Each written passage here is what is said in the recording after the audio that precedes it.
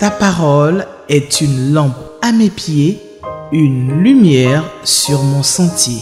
Psaume 119, verset 105. La méditation.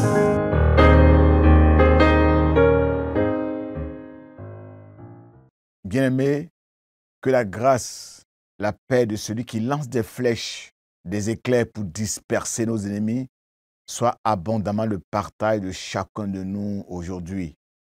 Nous disons Amen. Comme David avec Dieu, nous pouvons nous précipiter sur une montagne en armes et la vaincre, une troupe plutôt en armes et la vaincre. Car les lois de l'Éternel sont sous nos yeux. Dieu est notre guide. Il illumine nos ténèbres. Ses voies sont parfaites. Sa parole est éprouvée. Ceux qui prennent Dieu pour refuge, pour appui, trouvent en lui un bouclier. Sa loi, sa parole sont à notre disposition gratuitement au cours de cette journée. Nos yeux vont contempler cette parole dans le livre de Nombres, chapitre 32, versets 25 à 42. Et nous répondrons aux questions 3, 7 et 8. Bien-aimés, nous prions avec l'aide du Saint-Esprit pour que Dieu nous aide à comprendre et à mettre en pratique sa parole. Nous prions. Nous te bénissons, toi qui combats pour nous. Merci parce que ta parole est une épée qui nous permet de combattre l'ennemi, de nous éclairer. Ta parole est pour nous un bouclier contre les attaques de l'ennemi sur nos pensées, sur notre foi. Nous bénissons ton nom parce que ce matin encore, au cours de cette journée, tout au long de cette journée, tu nous aideras à vivre dans la victoire grâce à cette parole que nous allons méditer. Merci de nous aider à comprendre ce que tu nous as donné ce matin au cours de cette journée, tout au long de cette journée. Merci pour tous tes bienfaits. Merci pour ta parole. Amen. Nous lisons la parole de Dieu. Nombre 32, versets 25 à 42. Les descendants de Gad et de Ruben dirent à Moïse, tes serviteurs obéiront aux ordres de mon Seigneur. Nos enfants, nos femmes, nos troupeaux et tout notre bétail resteront ici dans la ville de Galade. Tandis que nous, tes serviteurs, tous ceux qui sont attelés à la guerre, nous passerons le Jourdain devant l'Éternel pour aller en guerre comme mon Seigneur l'a ordonné. Moïse donna des ordres à leur sujet au prêtre Éléazar, à Josué, fils de Noum, et aux chefs de tribu des Israélites. Il leur dit, si parmi les descendants de Gad et ceux de Ruben, tous les hommes aptes à la guerre, traversent avec vous le Jourdain pour aller au combat devant l'Éternel, une fois que le pays sera soumis, vous leur donnerez la région de Galade en propriété. Mais s'ils ne passent pas, s'ils ne sont pas prêts à combattre avec vous, ils s'installeront au milieu de vous dans le pays de Canaan. Les Rubénites et les Gadites déclarèrent, nous ferons ce que l'Éternel a ordonné à tes serviteurs. Nous passerons équipés pour la bataille devant l'Éternel au pays de Canaan. Mais le territoire que nous posséderons comme patrimoine foncier se trouvera de ce côté-ci du Jourdain. Verset 33. Alors Moïse octroya aux descendants de Gad et de Ruben, ainsi qu'à la moitié de la tribu de Manassé, fils de Joseph, le royaume de Sion, roi des Amoréens, et celui d'Og, roi du Bassan, c'est-à-dire leur pays, avec leurs villes et les terres qui en dépendaient. Les hommes de Gad rebâtirent Dibon, Ataroth, Arouer, Atroth, Shofan, Jaïzer, Yogbeha, Beth Nimra et Beth Haran, autant de villes fortifiées avec des enclos pour les moutons et les chèvres. Les Rubénites rebâtirent Esbon, Elialé et Kiriataïm, Nebo et Balméon, dont les noms furent changés, et Sibma, ils donnaient de nouveaux noms aux villes qu'ils rebâtirent. Les descendants de Makir, fils de Manassé, envahirent le pays de Galade, le conquirent et dépossédèrent les Amoréens qui s'y trouvaient. Moïse leur donna le pays de Galade et s'y établirent. Yaï, un autre descendant de Manassé, attaqua plusieurs villages et s'en empara. Il les appela village de Yaïr. Noba attaqua Kenat et s'empara des villes qui en dépendaient.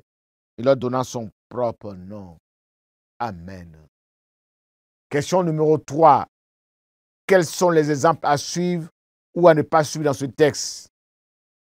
Les exemples à suivre dans ce texte. Versets 25 à 32. Moïse n'est pas un leader qui est fermé, qui est arc-bouté sur des principes irréversibles, intransigeant. Il est compréhensible. Il est souple, il est flexible, il est conciliant. Il accepte la requête des tribus de Gad et de Ruben. Nous ferons ce que l'Éternel a ordonné à ses serviteurs. Les tribus de Gad et de Ruben ont observé ce que Moïse a prescrit. Ils n'ont pas abandonné leurs frères. Josué 22, 1 à 34. Ils n'ont pas tourné le dos le jour du combat contre comme les fils d'Éphraïm, qui étaient armés, qui savaient tirer de l'arc et qui ont tourné le dos le jour du combat.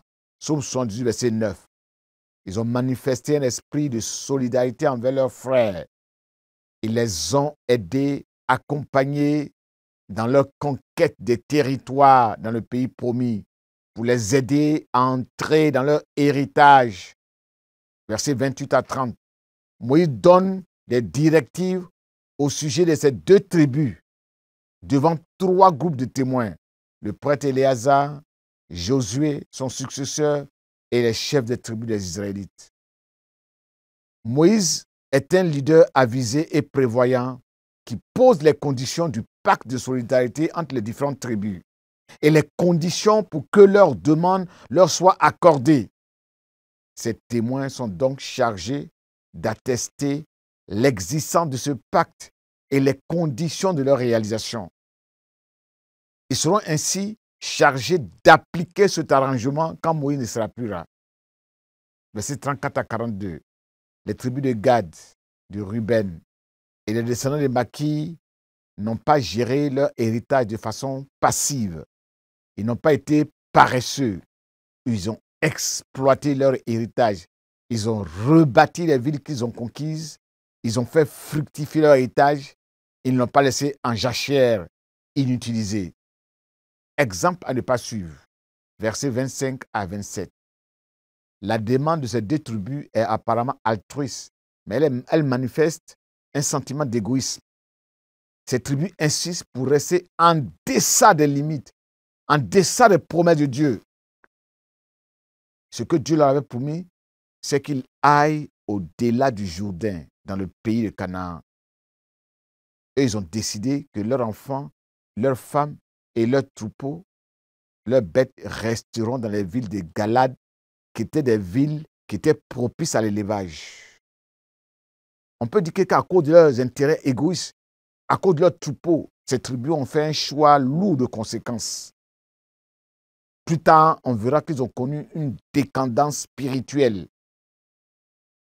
Bien-aimés, la prospérité de nos affaires est-elle plus importante que notre prospérité spirituelle, que notre épanouissement spirituel, que l'épanouissement de nos familles, de nos âmes, de nos femmes, de nos enfants?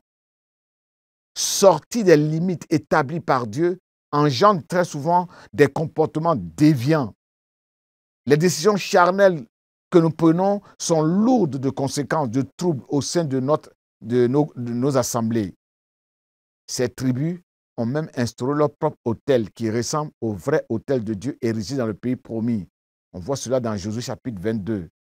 Éloignés du groupe initial des autres tribus, ces bien-aimés qui ont choisi de rester au-delà du Jourdain ont été exposés aux assauts de l'ennemi. On verra cela dans 1 Roi 22, verset 3. Question numéro 7. Quelles sont les vérités spirituelles qui sont contenues dans ce texte? Verset 27. Tous ceux qui sont sauvés, tous ceux qui sont membres du corps de Christ, sont formés, sont équipés, sont enrôlés dans l'armée de l'Éternel pour traverser le Jourdain. Le Jourdain qui représente toutes sortes de difficultés, les épreuves, les obstacles que nous pouvons connaître et aller combattre l'ennemi.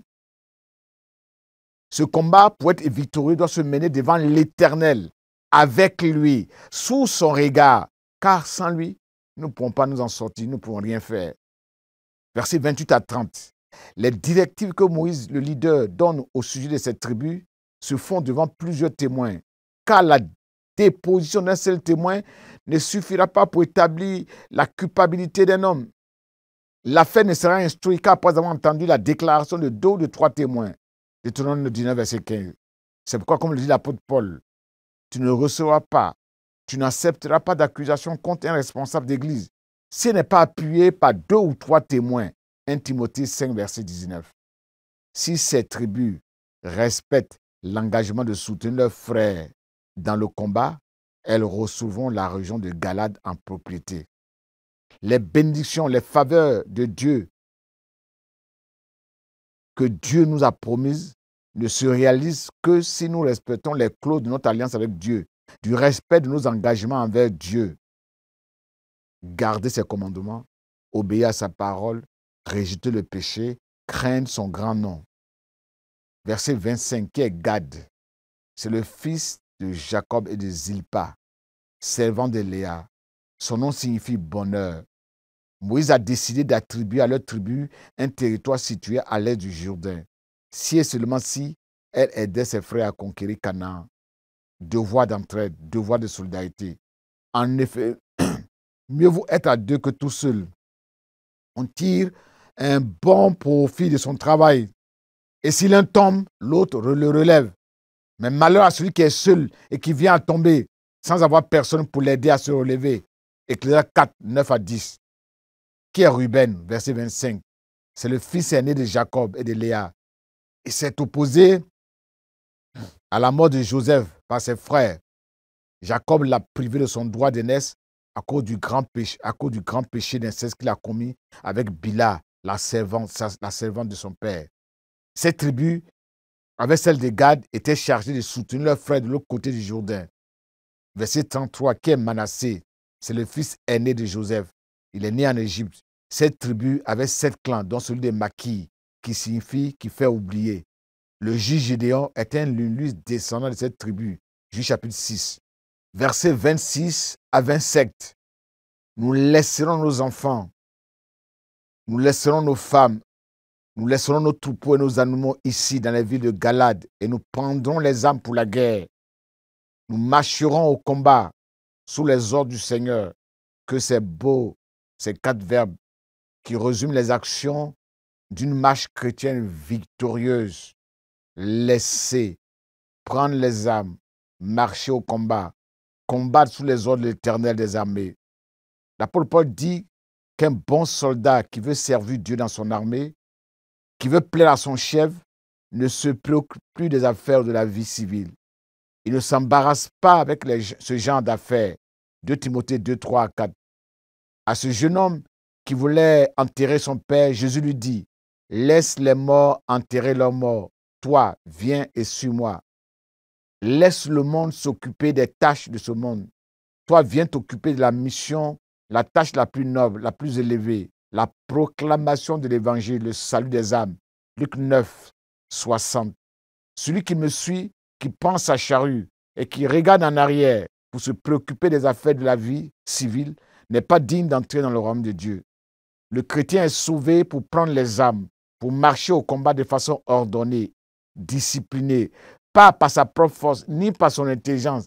Il combat sous les ordres du Saint-Esprit, du général en chef des armées, le Dieu d'Israël, l'Éternel des armées. Zacharie 4, verset 6. Dieu combat pour nous. Exode 14, verset 14. Dieu est avec nous dans le combat. Et il marche avec nous pour combattre nos ennemis. Deutéronome 24. L'Éternel est un vaillant guerrier. Exode 15, 3. Dieu se souvient de nous dans le combat. Nombre 19. Dieu est pour nous un marteau, un instrument de guerre. Jérémie 51, verset 20. Verset 33. Moïse donne aux tribus de Gad et de Ruben et à la moitié de la tribu de Manassé, fils de Joseph, le royaume de Sion et d'Og, et les villes et les terres qui l'entourent. Bien-aimés, sans conquête, sans combat, il n'y a pas d'héritage. Il n'y a pas de nouveau territoire. Ce que nous possédons spirituellement est le fruit d'âpres combats spirituels. Versets 34 à 42. Les gens de Gad, de Ruben et de Manassé rebâtissent. Travail de reconstruction. Les villes qu'ils ont conquises. Ils en font des villes protégées, des villes sécurisées. Ils les rebaptisent, les renomment, leur attribuent de nouveaux noms, car certaines villes portaient des noms de dieux païens.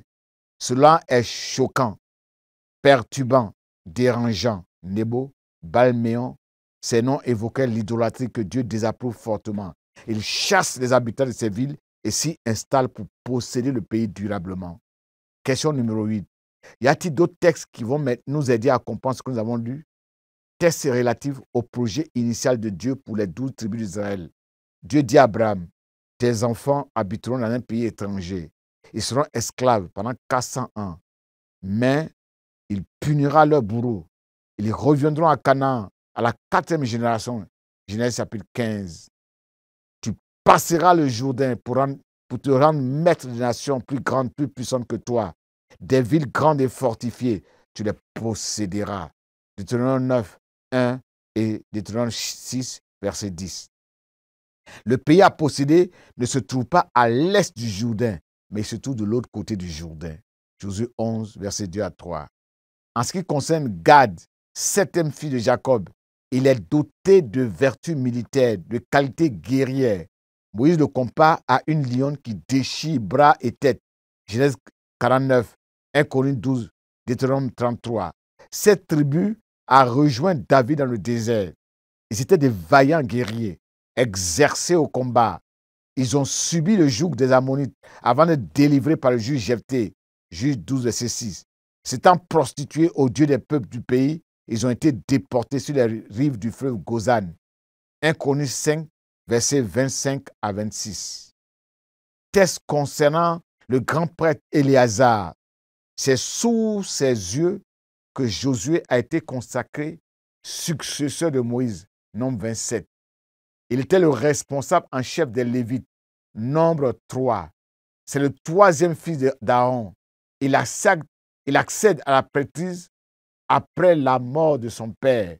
Deutéronome 10, verset 6. Il préside avec Moïse au partage de Canaan entre les tribus d'Israël. Josué 14, Josué 17, Josué 19, 21.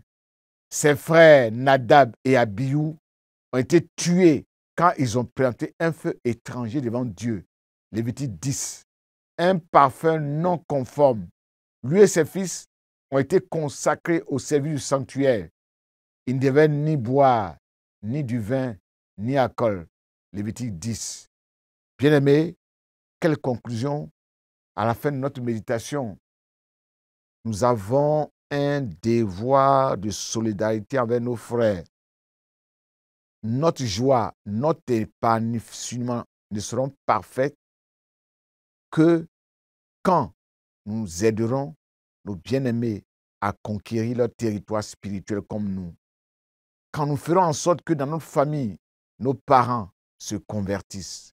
Quand nous ferons en sorte que nos ennemis, nos amis autour de nous, nos voisins autour de nous, connaissent la joie de marcher avec Jésus-Christ. Prions. Notre Dieu, notre Père, nous obéirons à tes commandements. Nous marcherons pour nos frères. Nous combattrons pour eux. Nous prierons pour eux. Nous intercéderons pour eux. Afin qu'eux aussi puissent avoir l'héritage que nous avons, le salut que nous avons. Que ils puissent connaître Jésus comme nous t'avons connu. Donne-nous qu'à cause de nos affaires, à cause du fait que nous sommes dans un territoire où nous avons beaucoup de richesses, que nous ne puissions pas oublier nos familles, nos enfants, leur épanouissement spirituel, que nos affaires ne priment pas sur leur épanouissement spirituel. Aide-nous à rechercher là où nos enfants, nos familles seront épanouies, là où tu nous as indiqué de nous installer dans le pays promis, dans le pays des Canaan. Merci Seigneur de nous aider à combattre pour récupérer les territoires que tu nous as promis. de les rebaptiser, de les rebâtir, de les fortifier, afin que l'ennemi ne puisse point nous déposséder ce que tu nous as donné. Merci Seigneur de nous aider à vivre comme tu veux, à obéir à tes commandements, au nom de Jésus notre Sauveur bien-aimé. Amen. Ta parole est une lampe à mes pieds, une lumière sur mon sentier. Psaume 119, verset 105. La méditation.